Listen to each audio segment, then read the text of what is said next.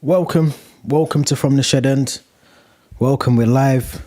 As always, thank you very much for joining. Now, before we get into the video, there's a lot to talk about. Obviously, first game, match day one out the way, and we're gonna try and dissect a lot of what happened yesterday, whether that's on field, off field, all the rest of it. But before we get into that, please make sure you subscribe to the channel, you like the video, get involved if you're watching live. Make sure you listen to the live stream, get involved. Let me know your thoughts about what we're going to be discussing, and obviously the things that are happening at Stamford Bridge at the moment, all the madness that's happening with Raheem Sterling, with Enzo being captain, with Conor Gallagher, Trevor Chalobah losing 2-0 to Man City. Yeah, there's a lot going on at the moment. There's a lot, but let's start with Raheem Sterling, because I think we got to talk about Raheem Sterling, a player that we clearly know is turning 30 this year, a player that clearly his best days are probably beyond him. He knows that, we know that. We're not soft, he's not soft. He sees Pedro Neto come into the team, Mudrik's in the team, Cole Palmer's in the team, Madueke has been in the team. So he knows his role is probably at risk at the moment. He knows that. I'm not angry or against any player putting out a statement if they feel they need to put out a statement. But there's a time and a place. There's a time and there's a place. The time is definitely not an hour before the kickoff of the game, when you're playing arguably the best team in Europe, one of the hardest teams to break down, one of the hardest teams to get 3 points from, your ex-team. You know these lot. You've played for them before for many, many years. You've won the Premier League with them and whatever else. Your time is not before that game, crucial game, opening game of the season, to put out a ridiculous statement, questioning the manager, putting the manager under a lot of scrutiny. That's already under a lot of scrutiny. He's a new manager coming into a club like Chelsea, and you're putting him under more pressure by putting out a statement that doesn't really solve anything, because if the manager hasn't picked you, he hasn't picked you. If he's not put you in a 20-man squad, you're not in the 20-man squad. That's it. To me, that's it. That should be conversation over. On the Tuesday, I'm sure they get a day off today after playing yesterday. On the Tuesday, you go and knock on the manager's door and you ask him, why wasn't I involved? Why wasn't I part of the team? Why wasn't I part of the setup? And that's where you get your answers from. But not when you're doing all these stupid things before the kickoff. And I know it wasn't Sterling himself that put out the statement, but Sterling still would have had to sign that off. He still would have had to read the statement and go, yep, I agree with that. Sterling isn't an idiot. He's 30. We should be looking at Raheem Sterling as one of the players in that squad now. We've lost Thiago Silva. Before that we had Cesar Spilicueta. We've lost the experience in the team. We've lost the experience. When I mean experience, I don't mean players who can play football on the pitch. I'm talking about off-field stuff. People that should be leading these young players and showing them how things are supposed to be done on and off the field, which you're going to get onto in a minute about Enzo being captain. But you look at Sterling, he should be looking for the armband at Chelsea. He's the most decorated player that we probably have, bar maybe Enzo, who's won the World Cup. But in terms of domestic Premier Leagues and FA Cups, he's probably the most decorated one we've got now at the club. And you can't do that. You can't put out a statement an hour before kickoff questioning the manager and why you're not in the team. I think it's really disrespectful in terms of how we went about it. Let's see if we can pull up the statement. Yeah, so the statement was put out on behalf of Raheem Sterling. So it was on behalf of his management team put out this statement yesterday, an hour before kickoff. The statement basically read that Raheem Sterling is contracted to Chelsea Football Club for the next 3 years. He returned to England 2 weeks early to conduct individual training and has been positive pre-season under the new coach, who has developed a good working relationship with Enzo Maresca. He's committed as ever to delivering at the highest level for Chelsea FC and the fans, who he holds in high regard. And given his inclusion in the official club pre-match material this week, our expectation was that Raheem would be involved in this weekend's fixture in some capacity. As a camp, we have always had positive dialogue and assurance from Chelsea FC in relation to Raheem's future at the club, so we look forward to gaining clarity on the situation. Until then, we will continue to support Raheem's desire to start the new season positively. What does that even mean? Like, why are you putting out a statement that doesn't actually hold any weight? You don't hold the cards. Yeah, you're on a 3-year deal. You're on 300 grand a week, but you're still not. You're not the player that can come into a team. You're not the Mbappe. You're not the Neymar. You're not a Ronaldo. You're not of any real weight. You know, if you look at the squad depth at Chelsea, it's not like we're crying out for someone who's to play in that role. We've got 6 or 7 players that can play ahead of Raheem Sterling. So, and one of the things the owners have made clear, no one is off the tables when it comes to being sold at that club. No one is off the table. Not Reece James, not Raheem Sterling, not no one. For the right money, this club will sell Raheem Sterling and get him off the books. That's just as simple as it is. But I don't personally understand why Raheem Sterling felt he needed to do that, why he thought it was a good idea to do that. And if you're not in the team, you're just not in the team. You have to work harder. You have to go on the training ground, go back to Cobham this week, work harder. Go on, like I said, go and knock on the manager's door on Tuesday morning or whenever you're back in Cobham and trying to get an understanding as to where there's a breakdown in communication, because clearly Sterling feels like he was going to be even a sub on the bench or at least be involved in the game. And if Enzo Maresca is saying that you're not involved on Friday, which is what apparently he was told, he's not going to be involved from the start on Friday, then you need to go knock on the manager's door and ask him those questions. But putting out a statement as the most allegedly experienced player that we've got at the club, for me personally is worrying, because, it doesn't send a good message out to the club. It shows you that there's chaos going behind the scenes at the club where, we've seen signs of this with Thiago Silva previously, where he didn't come out with a statement, but you could tell from, his wife coming out and giving us sort of snippets of issues around, behind the scenes at Cobham. We've had it before with other players as well. But there's a way of doing things. Like I said, a time and a place. For me personally, the time and the place is not an hour before kickoff when the players are trying to mentally prepare for a game, first game of the season against the champions of England. Man City, a difficult team to play against anyway. The fans are kind of at unrest from last season coming into this season. You don't need to add more chaos to something that's already chaotic, in my personal opinion. So I do wonder, where does he go from now, Sterling? Does he just fight his way back into the team? The problem that we've got with this ownership is that, they've put so many players on these big, long contracts, 7-year, 5-year contracts, massive amounts of money that they're getting paid every week.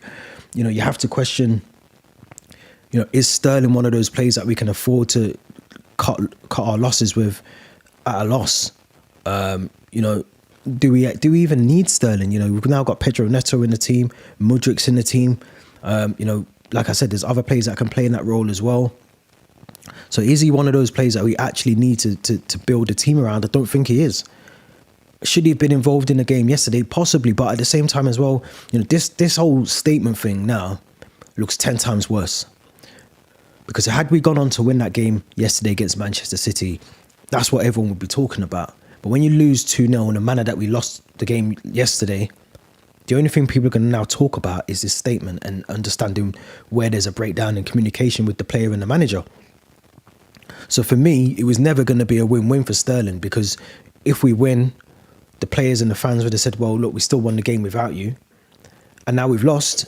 Everyone's saying, well, you look like an idiot still, because you put out this statement. And I can't remember a player, bar maybe Romelu Lukaku in recent times, that's put out some sort of statement or gone against the manager or gone against the club publicly in this way. So it will be interesting how it goes in terms of what happens now with Sterling. Does he just find his way back into the team? Obviously, we've got Servette on Thursday, the Conference League qualifier. Does he get a role in there, and does he get himself an opportunity to prove himself for Maresca in that role? But it was such a weird statement, weird timing from his management, and this is why I always say you got to be careful who you got around you, because clearly Sterling has people around him that are making these calls, calling these shots for him, writing these statements, almost as a Marcus Rashford kind of thing. And you've got to be careful, because if you've got those sort of people around you, they've got other investments in their head. They're thinking, we need you to be playing. They're thinking, don't forget Sterling, a lot of sponsorships around him. He's obviously you know, England international previously. So he's got a lot of experience and a lot of people that are probably around him. So ultimately, he has to make the right call. When someone's saying to you, put out a statement, just say, no, thanks. I don't want to put out a statement, because the statement hasn't done anything for him. If anything, it's made his whole situation with Maresca even worse now. You know, after the game, Maresca's having to answer questions about Carney Chukwuemeka and Raheem Sterling. And, you know, fair play to Maresca. You know, he clearly looks like he's got his favourites in terms of who he wants to see week in, week out for Chelsea. But there's some players, he said yesterday, would I like to keep Raheem Sterling? Yes, but, you know, there's only, the squad's over 30 people. I don't want a squad over 30 people, is what Maresca's saying. So he's telling us already, I'd like Sterling to stay, but there's some players that are going to have to just leave the club. Whether they like it or not, they're going. Carney Chukwuemeka's another one. You know, he said already, Maresca yesterday, you know, is he going to get 30 to 35 games at Chelsea? Probably not. His likelihood he's going to have to leave to get that level of game time. So, you know, a loan deal would make sense for Carney Chukwuemeka. But Raheem Sterling, I mean, look, the Saudi clubs were knocking for him last summer and in the winter. And maybe, I mean, I'm thinking outside the box a little bit, maybe Raheem Sterling's thinking those Saudi clubs are still there, they're knocking. You know, how can I generate some noise to drive up this transfer? Maybe he's thinking, I do want that move to Saudi now, and maybe this is my gateway to doing it by ruffling feathers at the club. But, you know, we've seen how it went with Lukaku. We've seen how it went for other players at the club, or other clubs as well for other players. It doesn't always end well when you put out these silly statements before the game. You know, people are going to question your commitment to the club. And like I said 3 times now, you know, those things have to stay in-house, because they must happen in every club. In fact, they must happen. I know they happen in a lot of clubs up and down the country where, you know, a player's upset that he's not in the team, or he hasn't been selected, or he's performed well in training, but he's only on the bench. You know, those things happen all the time in football clubs. But the problem is when you bring it to the front foot of the media and social media as well, and those kind of things spread like wildfire, it just causes chaos. You know, the manager's coming in for his first game and now he's got to address things that he shouldn't be addressing. So, you know, for me, Raheem Sterling was 100% wrong for that. It's annoying as well, because even the likes of Conor Gallagher, you know, Trevor Chalobah, I'd understand it if they put out a statement. You know, neither of them have got a seat in the. I don't think Trevor Chalobah's even allowed in the senior section of Cobham. You know, he's not allowed in the senior dressing room anymore. He's training with the under-21s. Conor Gallagher, I think, is the same. I could understand if their frustration was, I want to put out a statement today because I'm pissed off with how I've been treated at the club. They've been told not to train with the first team. So I get it from their perspective. They should be the first ones writing these statements and saying, you know what, not happy how I've been treated here. This is uncalled for. You know, Trevor Chalobah's come through, both of them have come through the youth setup at Chelsea and have been treated in a very disrespectful way. Now, whether they move on, they have to move on from Chelsea and move to a different club is a totally different conversation. But there's ways of moving on players and moving them on in the right way, especially if they've been at the club for, you know, since the age of 8, 9 or whatever. There's a way of moving those players on. Not sort of exiling them from the senior squad and telling them not to turn up to the training ground when the men's team are there and all the rest of that. That's just crazy to me. So I would understand more so if Trevor Chalobah or Conor Gallagher wanted to put out a statement along those lines and asking, you know, what's going on? Why am I being treated in this way? I would get that, because they've been treated really bad. But it just sounds like Raheem Sterling to me hasn't been picked. Whether Maresca thinks he's not right for the role that he wanted to play against Man City, or he hasn't been training to the standards that Maresca wants him to, something hasn't happened. So Sterling has to go on that training ground on Cobham and make it happen.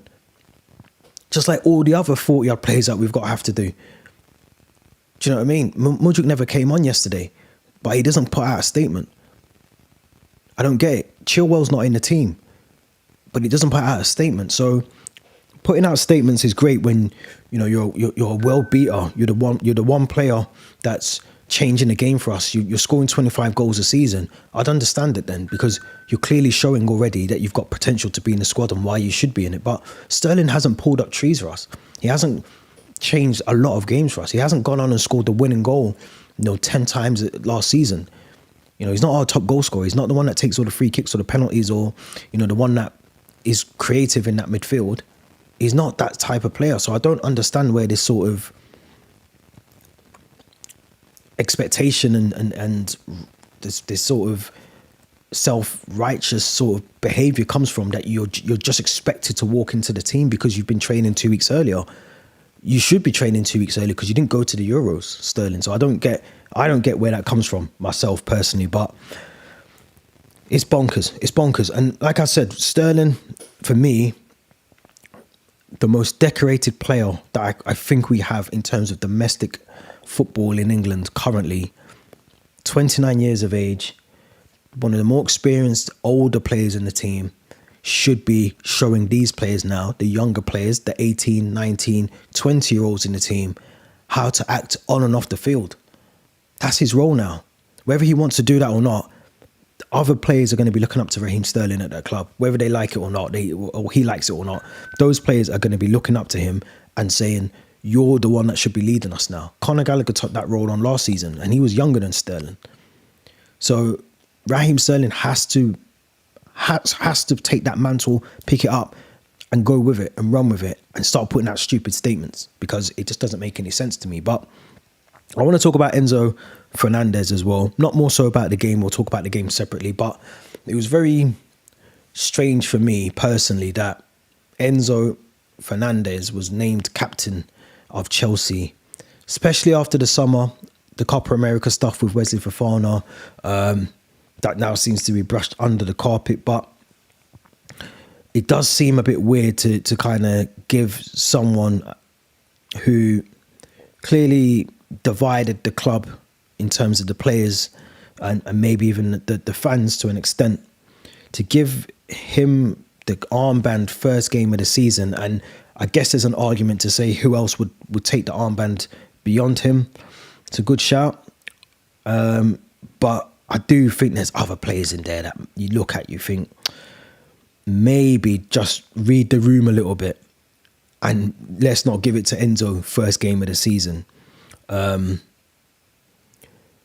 You know, you look at maybe a Caicedo, even Levi Colwell. I know he was captain for one of the games last season under Pochettino. But you look at one of those players surely ahead of Enzo. But you know, I look at Enzo being captain. Did he really impact the game? Not really. Obviously, we lose our captain. We've not got our vice captain in the team in James and Chilwell.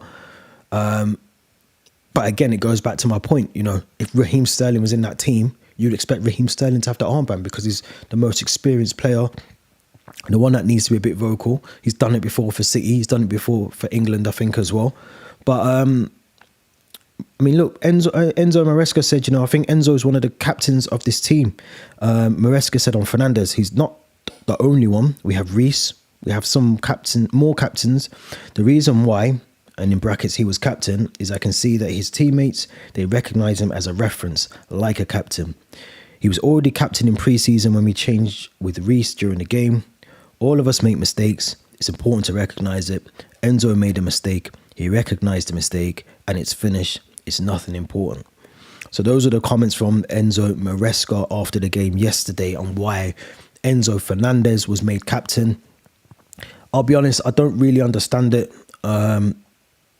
You know, I mean, look, he's an old enough man to know that, you know, singing that song on a bus, even if you weren't really aware that it was a racist song or whatever else he tried to wash over, why he sang this song after winning a Copa America. Why you'd even sing a song about French national team when you've just won the Copa America is beyond me anyway. But I don't think you can have someone who has had that sort of summer coming back into the club. Again, it doesn't set a very good example for the likes of maybe Wesley Fofana, who's someone who's still pissed off about what happened. You know, some of the other French players, you know, you think about Tazazi and Ogunchukwu and all these other players that are, you know, are in the team that are still probably looking at Enzo Fernandez a bit from the sideways perspective. You know, they're not looking at him directly. You know, they're going to look at him a bit different now because of what's happened the last couple of weeks. So I think it was a really strange decision. I think it also impacted how Enzo played in the game. You know, he's given a new role, more higher up, more advanced in a 10 role yesterday. And I think it kind of affected his game, whether that's just the sort of pressure of being the captain or whether first game back into the season. But he didn't look right in terms of his performance. He didn't look right in terms of what he was trying to do going forward. He almost didn't know whether he should be playing in that 10 role or he was trying to drop back into the midfield a little bit, and it just didn't work for him in the first half especially. Obviously that changed when Lavia was subbed off and then Enzo dropped back into that midfield pivot, but it just didn't suit him in that advanced role. I do think in terms of the lineup yesterday, I'll be honest, I was a little bit shocked to see. I mean, it kind of picked itself. I think with Maresca, especially at the moment, it's going to be difficult to try and understand what his best 11 is because, you know, since Todd Bowley took over, we've never actually had a solid 11, which is worrying. You know, third season now, I think, coming into this now, and we still don't really have like a. And I've said this for 3 seasons now. You know, you look at City. Even Liverpool, you know, Liverpool have changed their midfield. They've rebuilt that midfield when, you know, Henderson was there and Fabinho was there. They've rebuilt it now with Szoboszlai, Gravenberch, you know, McAllister in that midfield.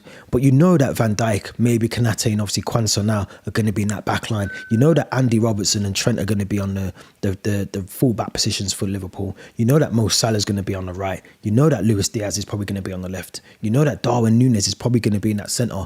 We don't have that. We don't really have that. I mean, obviously, given 1 or 2 areas, Malagusto was clearly going to be right back because Reece James is suspended and also injured at the moment. You kind of realise that Cucurella, because of Chilwell and not being in the team, he was going to start, and there's only him and Cucurella that can really play that role now. And obviously, we've got the new man, what's his name? Renato Vega, that can also play there as well.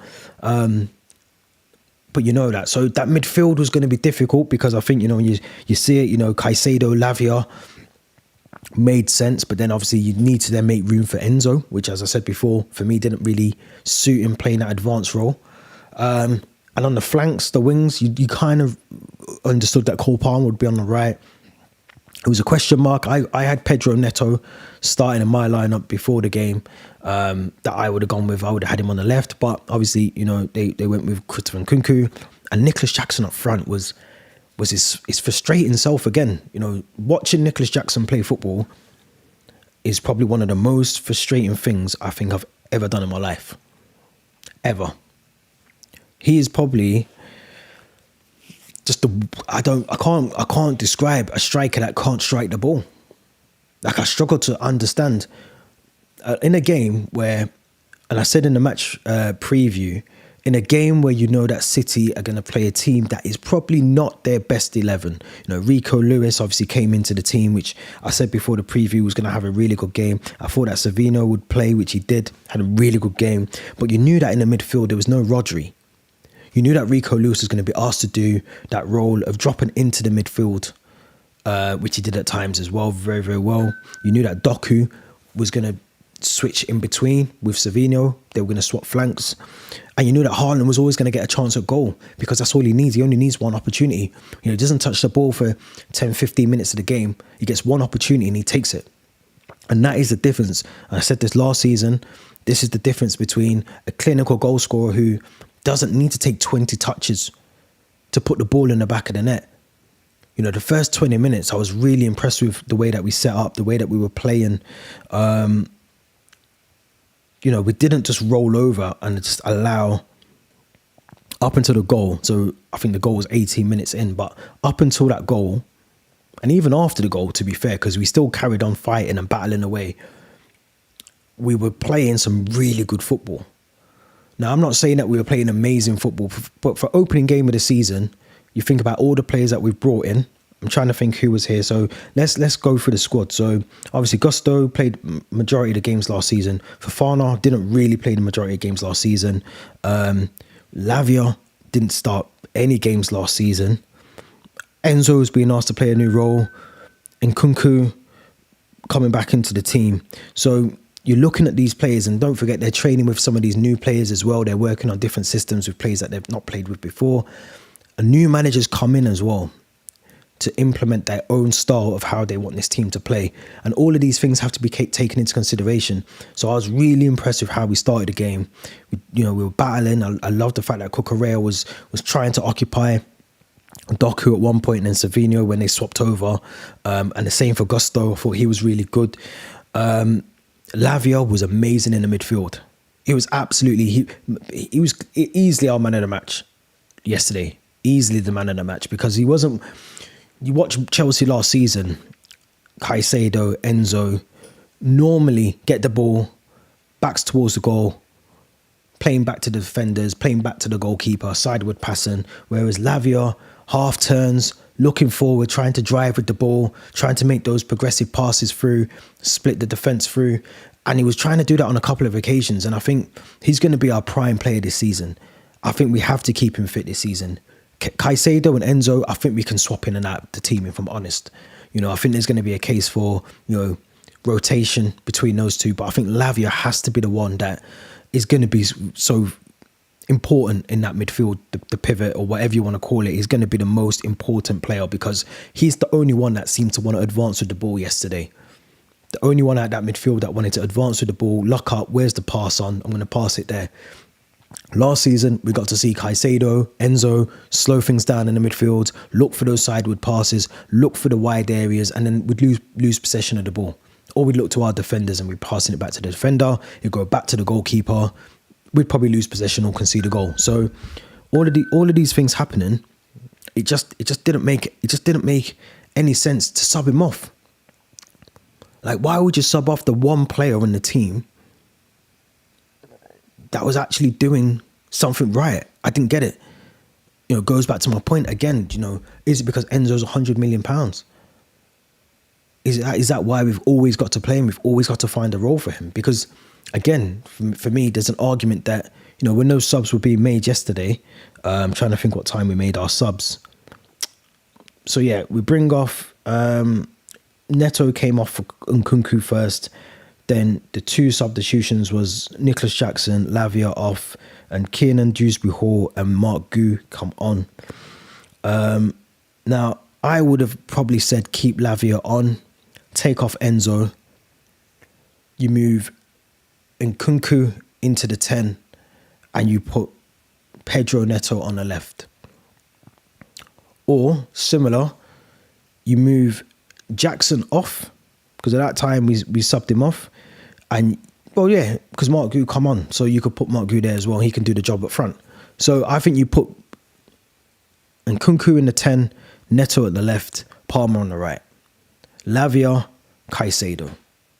Because for me, if you think back to last season when Enzo was injured, I think he was having the hernia operation.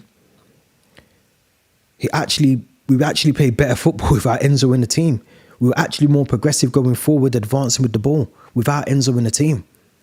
So, not to say that you don't play him ever again, or you don't play him in big crucial games like you did yesterday, but there is an argument to say that, does he always need to feature? If there's not a role for him, if he's not in that the midfield too, then bring him on second half. Let something else happen. Because for me, you need those.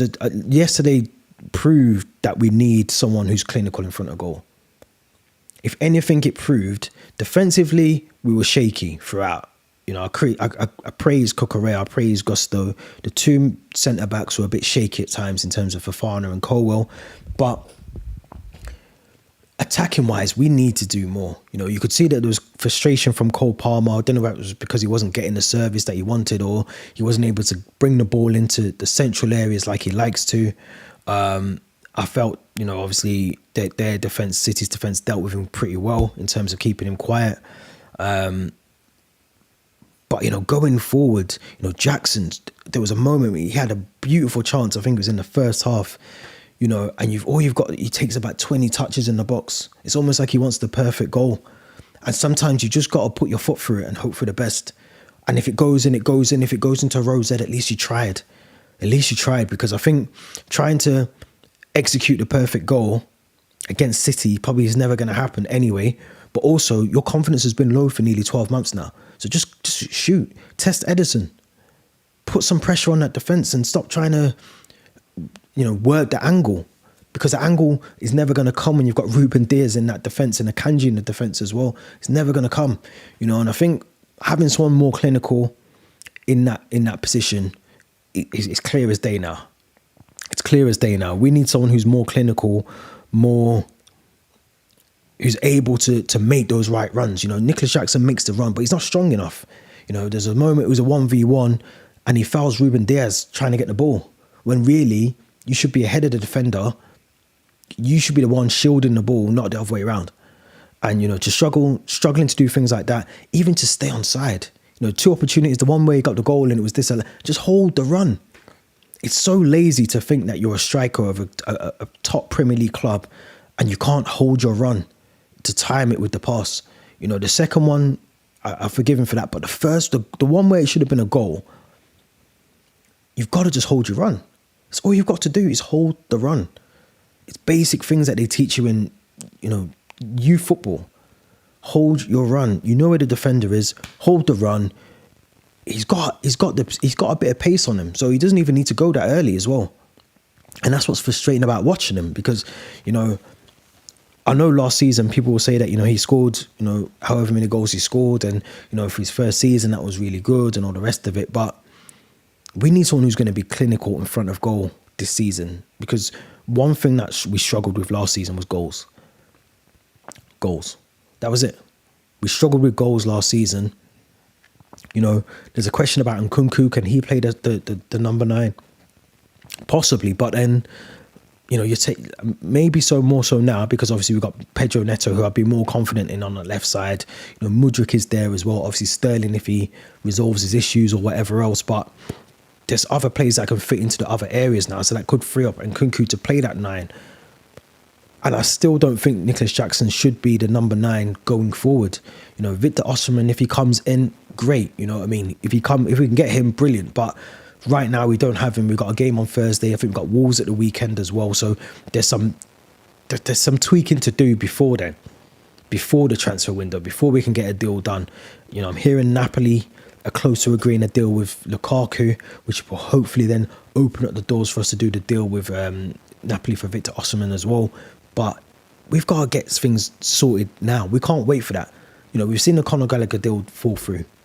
There's a couple of other deals across Europe that fell through at the last hurdle. So let's not put all our eggs in one basket and hope that we get Victor Osimhen and then he doesn't come. Let's start thinking about what we can do with the squad that we've already got. The 50-odd players are already at the club now on the books. Let's think about those players.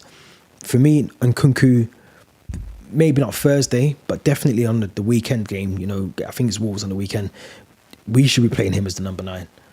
We've got to now, because we can't play Nicholas Jackson, who clearly hasn't resolved those issues throughout the summer, working on his game, final finishing, looking at that, where he needs to be to receive the ball in the right position.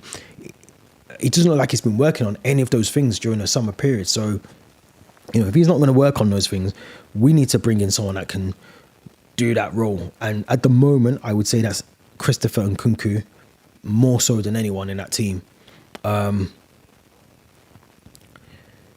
Just poor from him. Poor. Overall performance was poor. I wonder, obviously with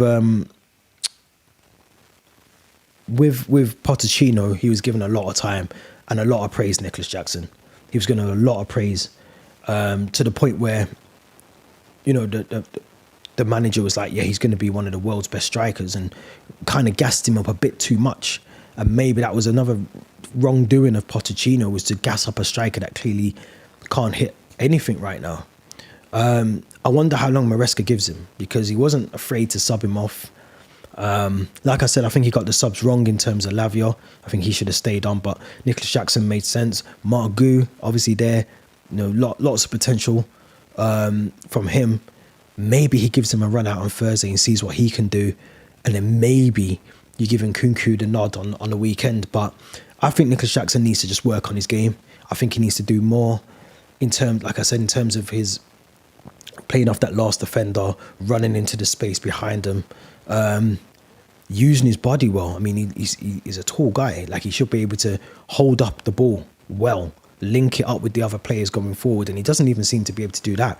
And that's basic stuff as well that they teach you at youth football. So, you know, for me, if he can't do that, one, we definitely need another striker. Two, we need a goalkeeper that can play out from the back.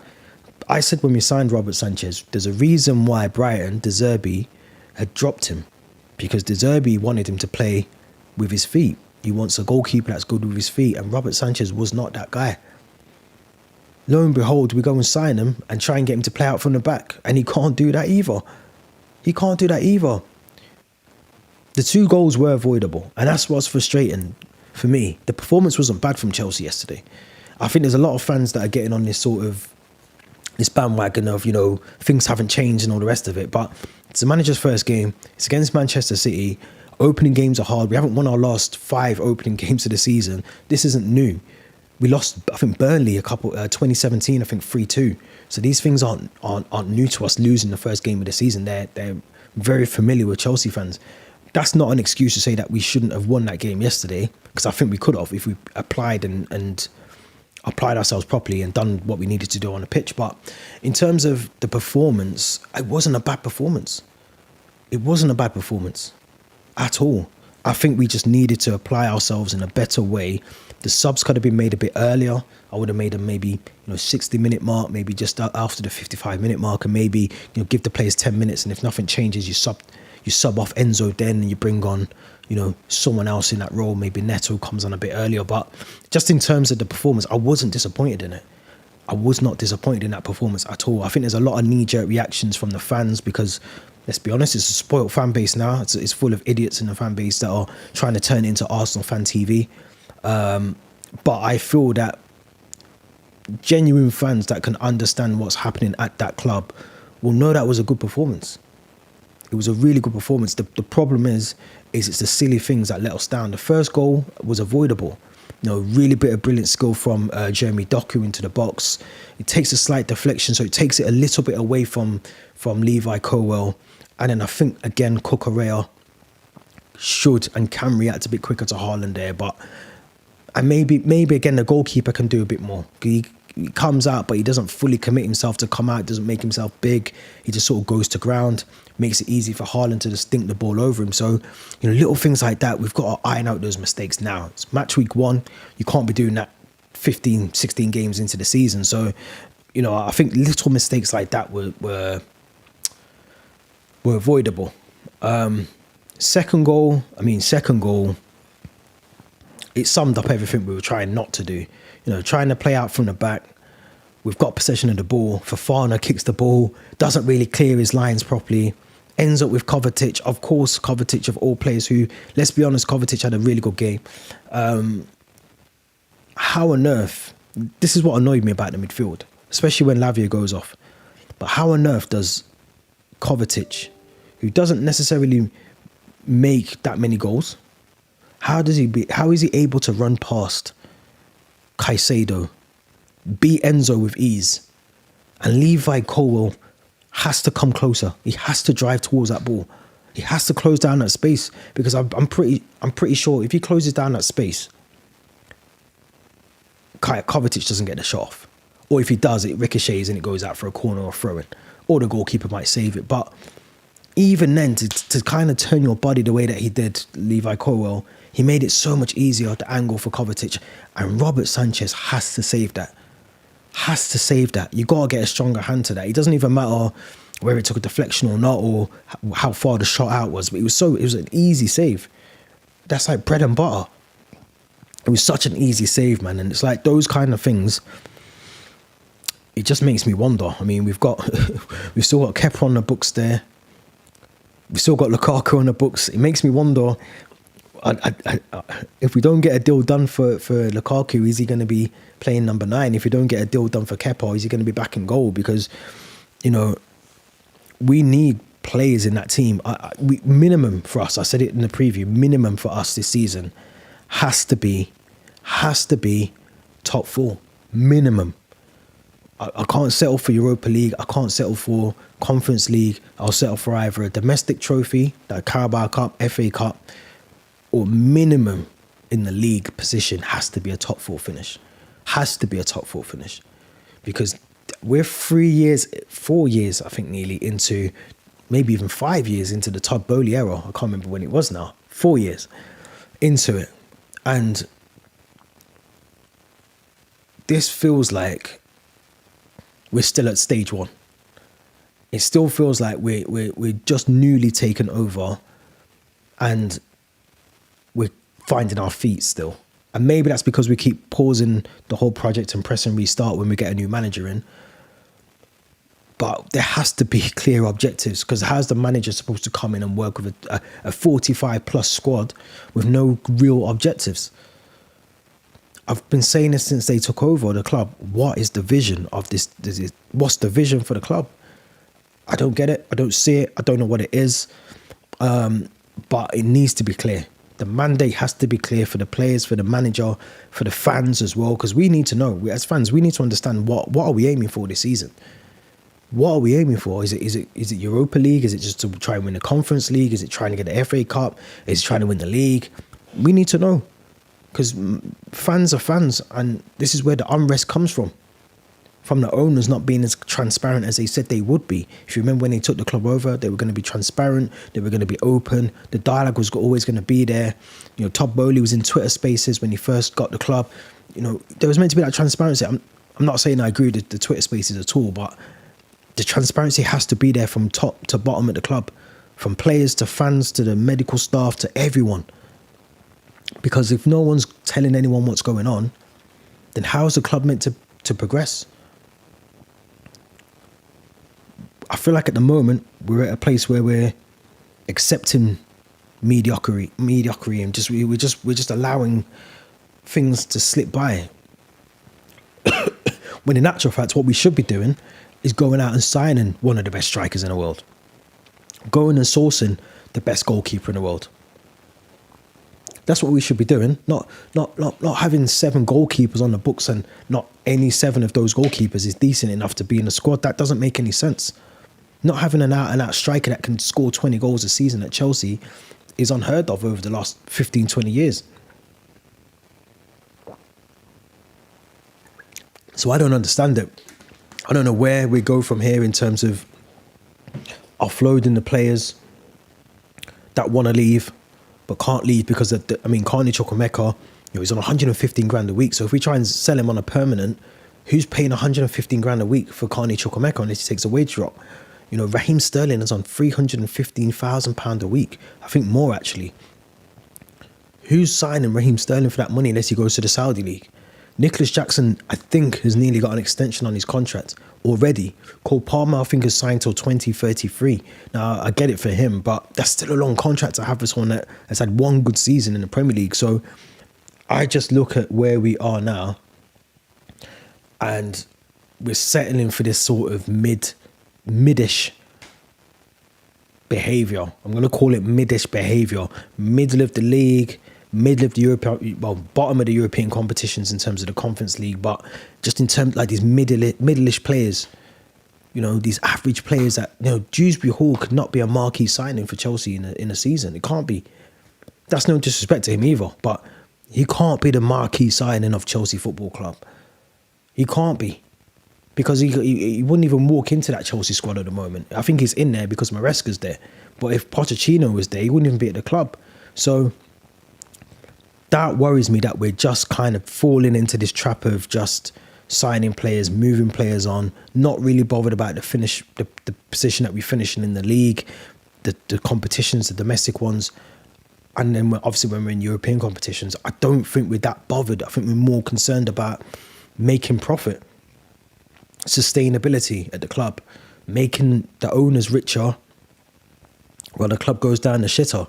So, that worries me because I feel there's a lot of unrest, like I said, by the fans. You've got players coming out making statements,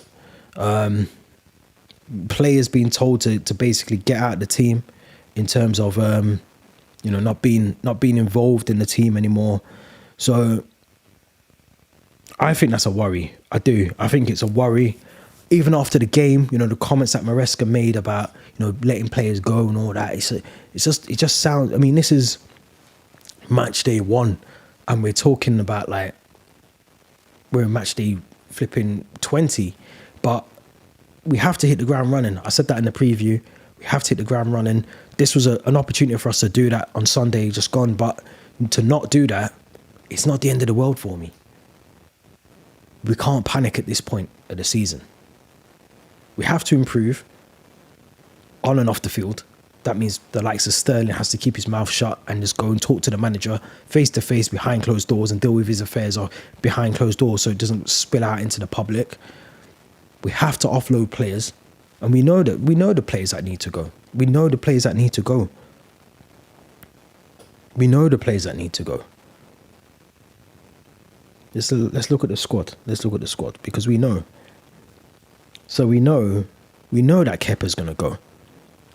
We know that Bettinelli might go. 32 years of age. Yeah, we know that. We know that Sterling might go. We know that Lukaku's gonna go. Broja's gonna go. Fofana gonna go. Sorry, David Datro Fofana's gonna go.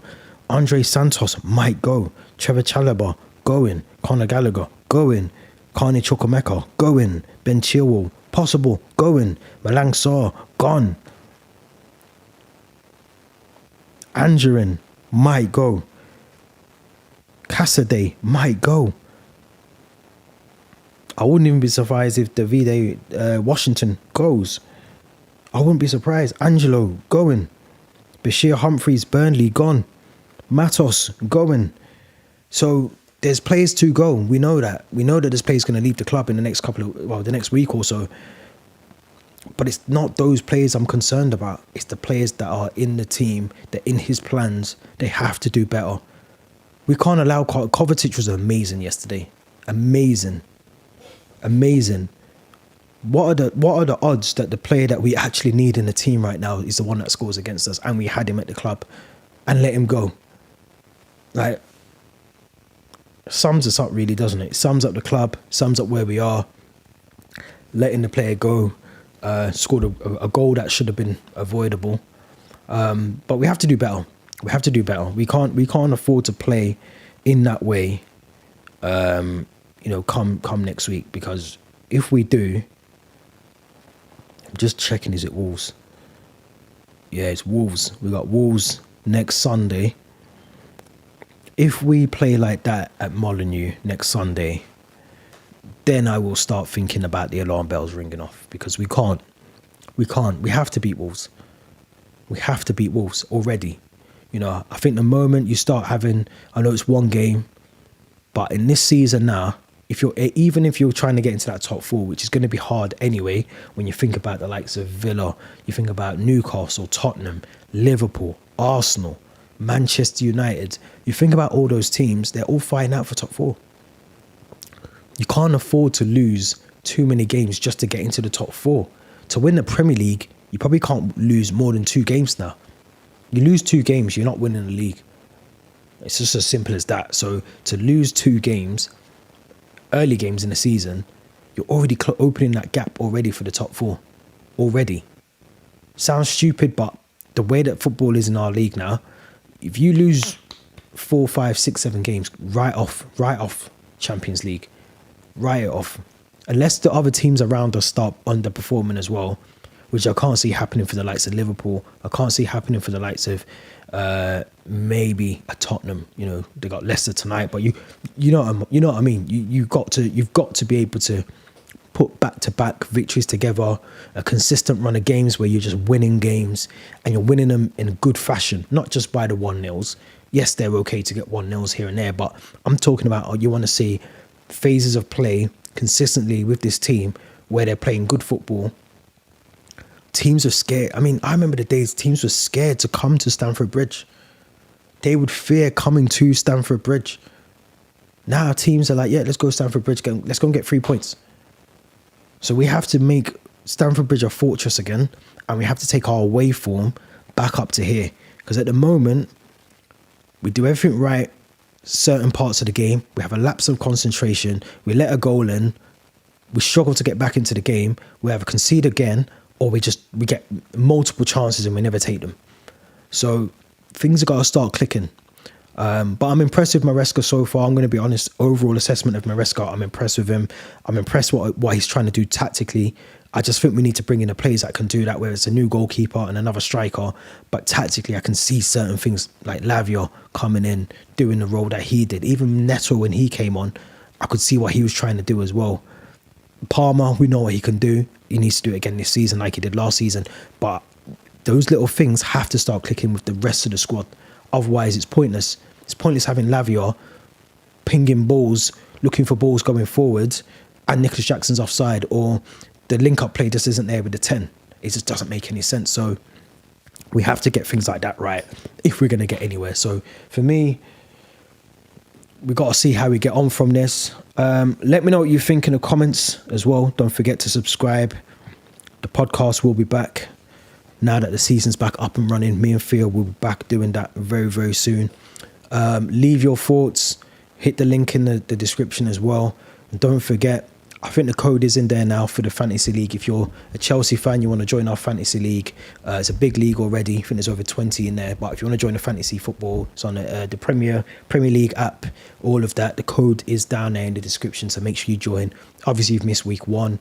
You'll be back in there week 2. Make sure you join in. And yeah, we're going to do a lot more of these live streams. So make sure you get involved in them. Hit the notification bell so you don't miss the next one. Until then, thank you very much. We'll be back soon.